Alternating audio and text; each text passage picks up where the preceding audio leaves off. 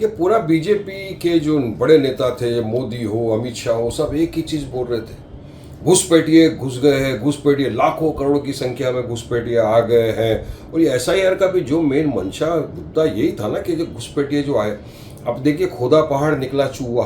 कितने घुसपैठिए घुसे नहीं पता, कितनों को सरकार ने पकड़ लिया नहीं पता, कितनों पे केस है नहीं पता, कितनों को निकालेंगे नहीं पता। हम यही बोल रहे थे ना कि जब बॉर्डर पे बीएसएफ है, अमित शाह होम मिनिस्टर है, जवाबदारी इनकी बनती तो घुसे कैसे घुसपैठिए। अब लिस्ट में देखिए क्या आ रहा है, 900 के करीब भी नहीं है जो अभी मैं देख रहा हूँ उसके ऊपर। तो ये सारी चीज़ बीजेपी ने की। और अभी मैं एक डेटा देख रहा था, उसमें लिखा हुआ है कि ढाका के अंदर ही एक इनका जो बीजेपी के विधायक थे, उन्होंने लेटर लिखा लास्ट दिन में इलेक्शन ऑफिसर को और कहा 78,000 जो लोग हैं इनको निकाला जाए, घुसपैठिया है आए। पता चला क्या हुआ, अभी रिजल्ट उसका क्या आया, 0। हाँ, आपने 78,000 लोगों के नाम दे दिए जिसके अंदर मेजोरिटी कौन थे, मुसलमान थे। यही हम बोल रहे हैं ना कि जो मुसलमान, हमारे दलित भाई, पिछड़ा हुआ वर्ग को संविधान ने जो सबसे बड़ा अधिकार दिया है, राइट टू वोट, वोट का अधिकार, वही छीनना चाहती है मोदी सरकार अपने फायदे के लिए। तो यही हुआ है सर। अभी तो सुप्रीम कोर्ट में मैटर है, सब जुडाइज पेंडिंग, आर्ग्यूमेंट होगा, फाइनल जब जजमेंट आएगा सबको पता चलेगा। ये यूपी के मुख्यमंत्री ना संविधान को मानते हैं, ना कायदे कानून को मानते हैं, ना सुप्रीम कोर्ट के जजमेंट का सम्मान करते हैं।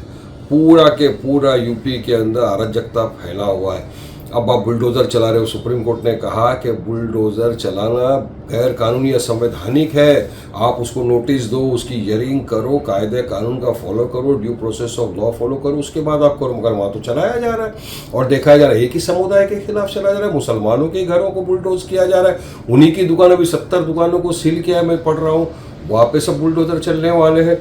अब आज पता चला कि बरेली के इसमें 2 जो लड़के पकड़े थे उनका इनकाउंटर किया, गोली मारा पैरों के अंदर। किसने अधिकार दिया है भाई आपको, गोली मारो आप। तो ये योगी की जो पॉलिसी ना, ठोक डालूंगा वाली पॉलिसी, और वो जो डेंटिंग पेंटिंग कर देंगे, सबको जहन्नुम में पहुंचा देंगे, तो ये असंवैधानिक भाषा है। योगी ने संविधान की शपथ ली है उत्तर प्रदेश का मुख्यमंत्री बनने के, और ये इस तरह की भाषा का कंडेम करना चाहिए मोदी जी को, अमित शाह सबको, कि ये भाषा है कोई। क्या कर देंगे डेंटिंग पेंटिंग का, उनकी डेंटिंग पेंटिंग आपने की थी कावड़ियों की।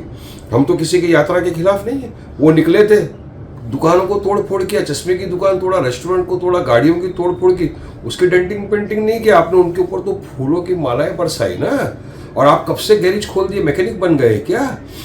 उनके फतेहपुर के अंदर मस्जिद में घुस गए, तलवार डंडा संडा लेके मारा, वहाँ पे कितनों पे एफआईआर हुआ बताओ, किसकी डेंटिंग पेंटिंग किया आपने, किसी के नहीं। गिरिराज ने फेसबुक पर डाला आई लव मोहम्मद सल्लल्लाहु अलैहि वसल्लम का पोस्ट किया कि उनकी भी डेंटिंग पेंटिंग करेंगे।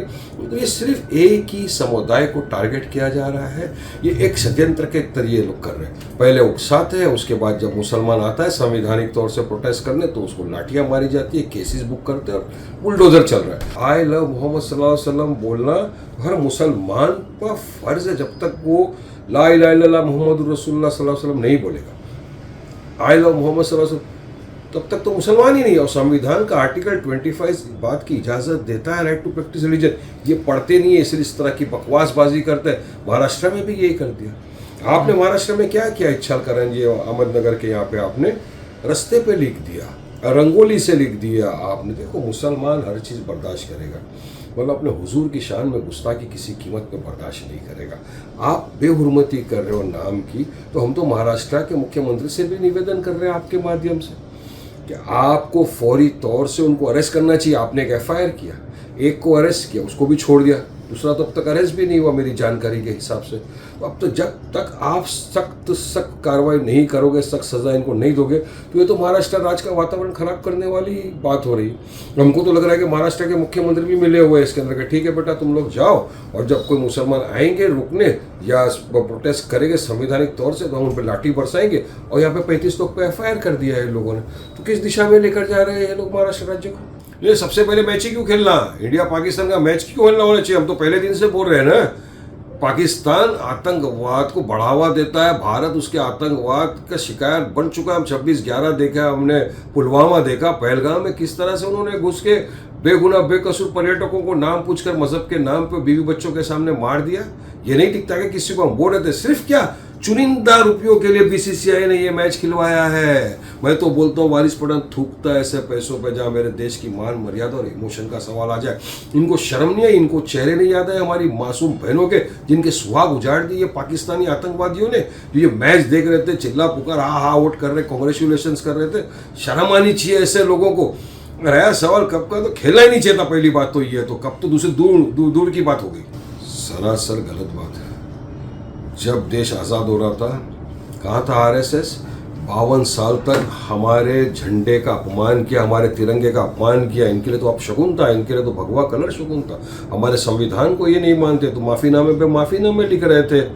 कहाँ थे ये लोग? और यही था, आरएसएस से प्रभावित होकर नथुराम गोडसे ने हमारे father of nation Mahatma Gandhi का कत्ल किया था। अब 52 साल तक हमारे झंडे का अपमान किया आपने, अपने नागपुर के हेडक्वार्टर में नहीं लहराया, और आज आप आके देशभक्ति बना रहे हो उनको। गलत, झूठ है सरासर। आरएसएस का कोई योगदान रहा ही नहीं देश की आज़ादी में। देश की आज़ादी में मुसलमानों ने अपनी जानें गंवाई। ये लिखी हुई तख्तियाँ हैं, कब्रिस्तान इस बात का गवाही दे रहा है कि कितने मुसलमानों ने अपनी जान गंवाई, और आज हमारा भारत देश माशाल्लाह आज़ाद हुआ। और हम फ़ख्र से कहते हैं कि हमको गर्व है। I am a proud Indian, I am a proud Muslim. हमें गर्व से बोलते हैं हम ये बातें।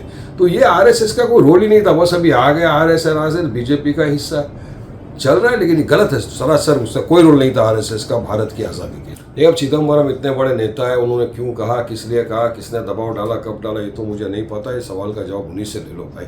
हमने तो 26/11 में देखा, क्या मैं तो मुंबई में था, हमने देखा किस तरह पाकिस्तानी दरिंदे आतंकवादी आए, बेगुनाह बेकसूरों को स्टेशनों के ऊपर हमारे बहादुर जाबाज सिपाही हेमंत करकरे और सालस्कर जी की हत्या कर दी। हमने देखा है ये, हमने देखा तुकाराम ओमले, हमारा बहादुर मुंबई के सिपाही ने किस तरह से दरिंदे आतंकवादी अजमल कसब को पकड़ा। अजमल कसब को फांसी हुई और मुंबई के मुसलमानों ने कहा कि हम हमारी कब्रिस्तान में जगह नहीं देंगे इसको दफनाने के लिए। ये हमने देखा है, ये है जज्बा हमारा, ये असल मोहब्बत है। आप क्यों नहीं किया, क्या नहीं किया, इसका जवाब आप चिदम्बरम से ले लो। देखिए, all India Muslim personal law board ने वक्फ का काला कानून जो भाजपा की सरकार लाई, उसके खिलाफ पहले कहा था कि हम पीसफुल प्रोटेस्ट करेंगे, संवैधानिक तौर से प्रोटेस्ट करेंगे, और वो प्रोटेस्ट जारी था, बीच में रुका, और अभी 3 तारीख को होने वाला था वो प्रोटेस्ट। मगर अब मुस्लिम पर्सनल लॉ बोर्ड ने लेटर निकाल के कहा है कि क्योंकि हमारे हिंदू भाइयों का फेस्टिवल है, उसी दिन सबका त्यौहार है, तो सबके कुछ ये ना हो, किसी को तकलीफ ना हो, सब प्यार मोहब्बत से रहे, तो उन्होंने एक फैसला लिया कि ये प्रोटेस्ट जो 3 तारीख को होना था उसको पोस्टपोन किया। मगर संवैधानिक तरीके से एहतजाज है जो वक्फ के काले कानून के खिलाफ, वो आगे जारी रहेगा।